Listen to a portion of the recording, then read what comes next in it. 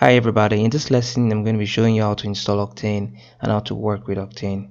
So Octane Renderer is a GPU based renderer and it provides amazing results at an amazing speed. Now the first thing I want to do is to go to Octane's website and download Octane.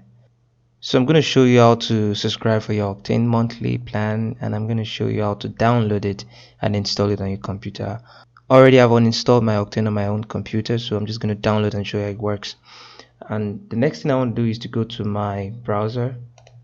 I'm going to just type in Octoy, O-T-O-Y. So Octoy are the makers of Octane, and I can just click on any one of the search results. I'm going to click on the first one, and this is going to take me directly to Octoy's website.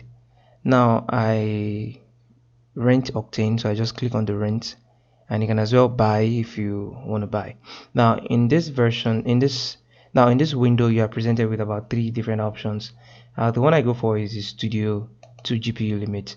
I actually just use one GPU, so I really don't need to be, you know, going for these other ones right here. So I just go for the Studio limit, and that is just 19 right here. So I'm just gonna click subscribe, but because I already subscribed for Octane, I'm not going to click on this. But if you are just using Octane for the first time, I just want to subscribe, you're going to click on that button and it'll take you to some agreement, and you can just check on those agreements and policies and all of that, and you are given a license, right?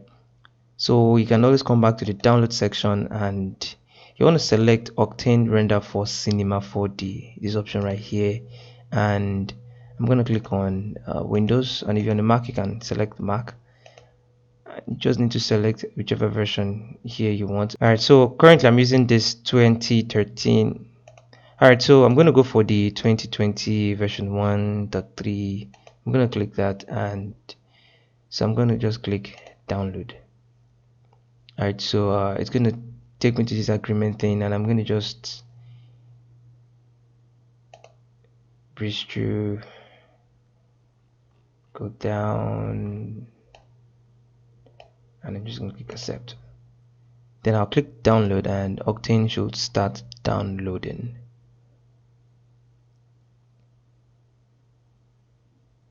Okay, so it's done downloading. I'm just going to right click, I'm going to extract to Octane Studio for Cinema 4D. So now it's done extracting. I'm just going to open it. So when you download your Octane and you extract, you get this C4 Octane folder right here.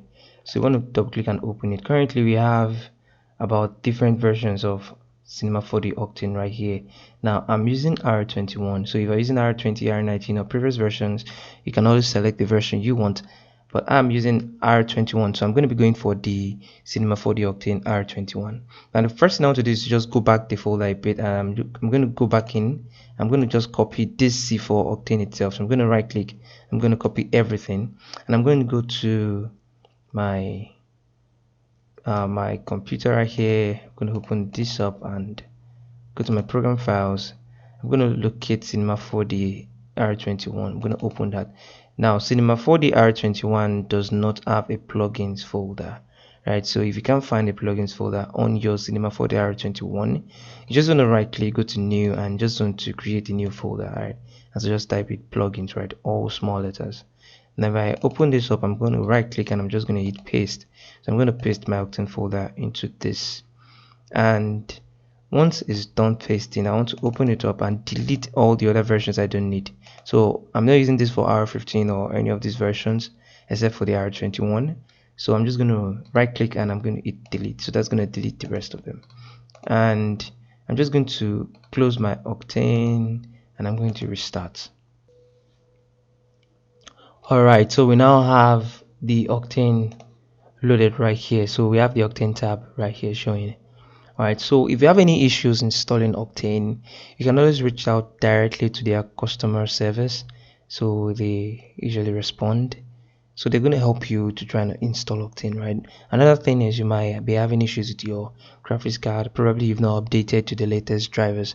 Now, I remember when I was trying to install Octane for the first time, I had issues trying to install because my drivers was not updated, right? So I had to go back and download the right drivers to drive my card, right? Because I was using an RTX card and I needed to upgrade my graphics card before Octane could work.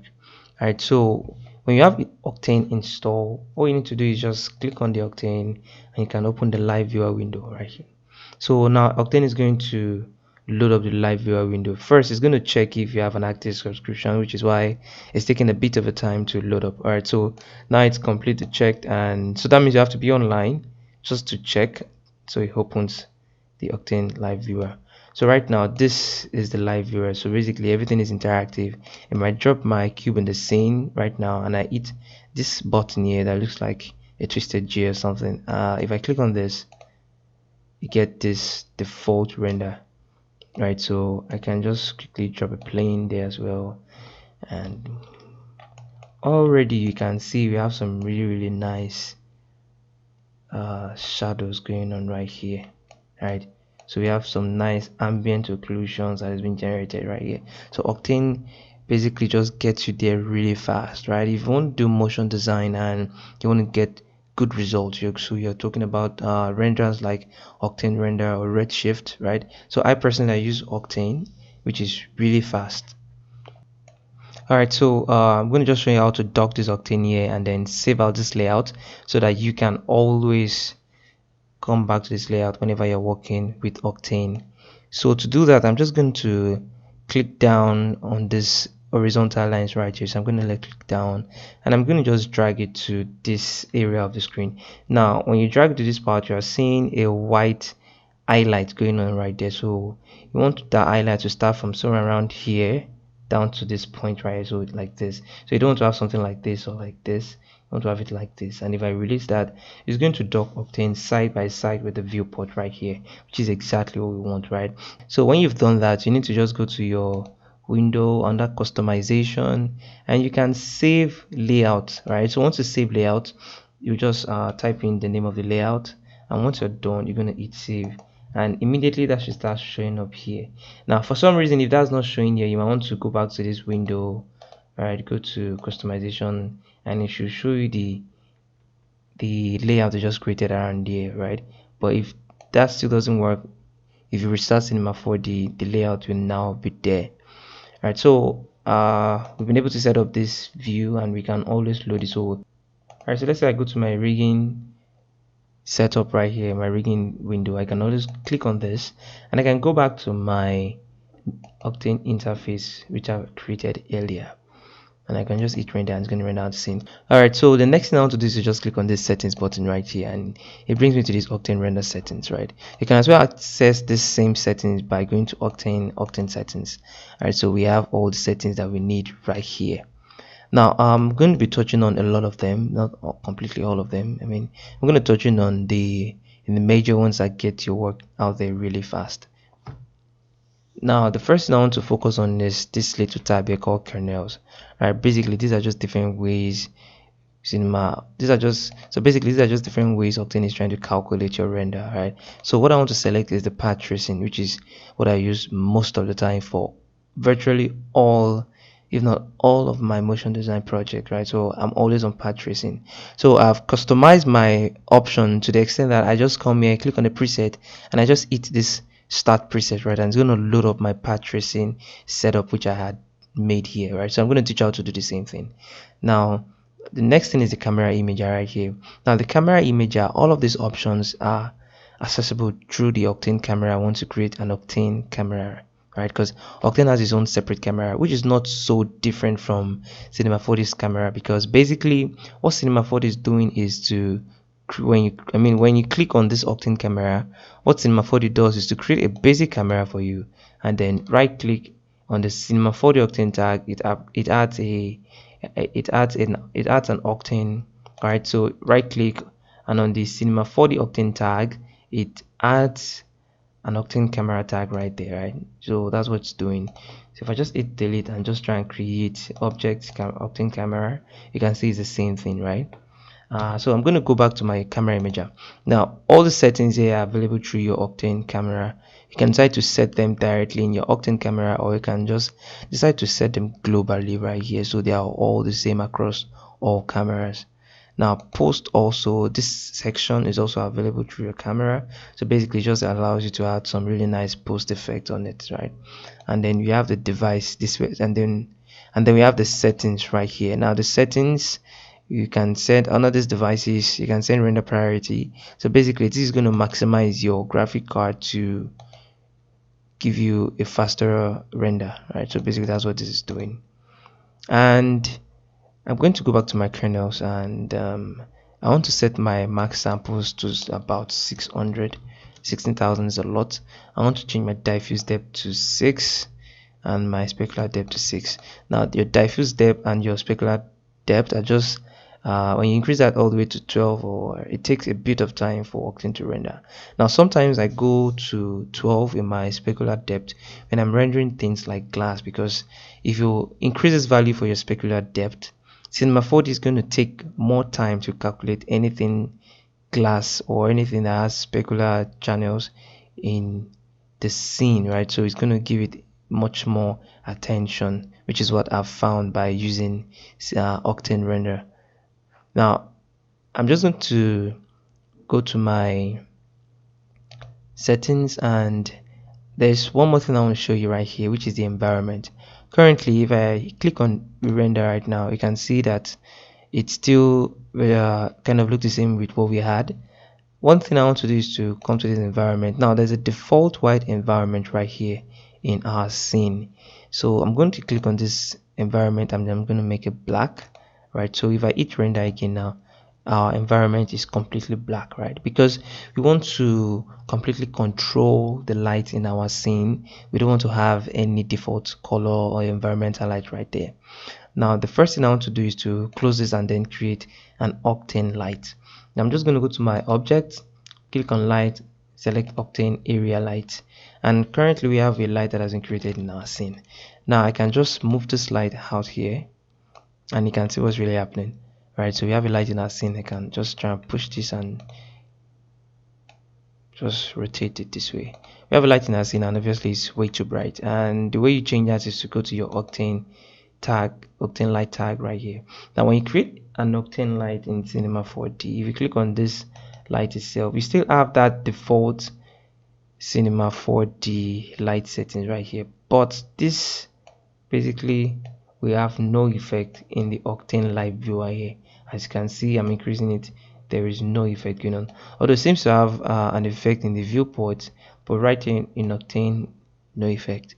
So whatever you need to do, your light settings, you need to click on this tag and it's going to load up a separate settings for the Octane light. Now under your light settings, you can turn the power down to about 20. Now the intensity basically is the strength of the light. I can still reduce this to say about 5, setting to brighter, so we're getting some nicer results right now. And the temperature basically just changes the temperature, right? So you can drop this down to give you some warm color, and you can go this way to give it the cool tone, right? And you can just leave it right in the center. I can just right click, go to my reset to default. So if you've made any change to any value here, you can always just right click and you can go to reset to default, and just going to reset your value to its default original value. Now the next thing I want to talk to you about is the texture. Now if you load up a texture, yes, Cinema 4D is going to create light with that texture, right? So basically it's going to be emitting light from the pixels of that texture. That is what this does, right? Alright, so sometimes back I needed to create a project and I needed to create caustics, right? So the way I faked caustics right there was to load some image sequence of our caustics into this texture, right?